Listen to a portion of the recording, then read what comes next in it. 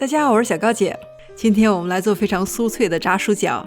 2个黑皮土豆，黄皮土豆也可以，去皮，冲洗干净，先从中间切开，然后转一个小角度切一刀。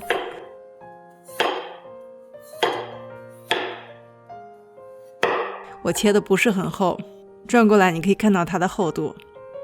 烧一锅开水，这个地方要注意一下。首先呢，水要多一点。第二呢，一次也不要煮太多，分2次下锅。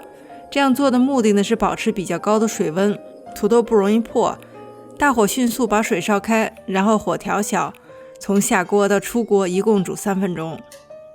你看这样子煮出来的薯角，即便是边边很薄的地方也不会破开。炸过之后呢，也可以很好的保持形状。我们来准备淀粉水，这是1/4杯凉勺。玉米淀粉比这个勺子稍微高出来一些，然后用同一个勺子加1小勺水，一点点碱面或者小苏打。淀粉水很容易搅拌均匀，但是呢，它也比较容易沉淀。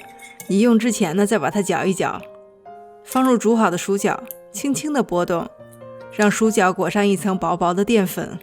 这一点点薄薄的淀粉水炸过之后，就变成薯角非常酥脆的外壳。油温180摄氏度，薯角上有淀粉，它比较容易粘在一起，要分开下锅，尽量放得分散一些。或者下锅的时候用筷子把它和其他的薯角分开。如果你发现有一些薯角粘在一起呢，也没有关系，等外面的淀粉稍微炸定型之后呢，用筷子轻轻一夹就分开了。中火一直把外壳炸到焦黄就可以出锅了。趁热撒一些盐，再来一点不是特别辣的韩国辣椒粉，当然你不放也可以。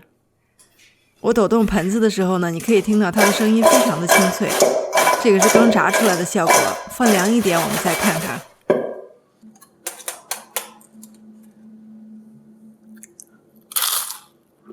你听到这个声音就知道这是非常非常酥脆的。热水快煮到半熟，缩短了油炸的时间。煮过的薯角呢，可以更好的保持形状，而且外层的淀粉水非常有效的增加了它的酥脆感。谢谢大家收看，我是小高姐，我们下集再见。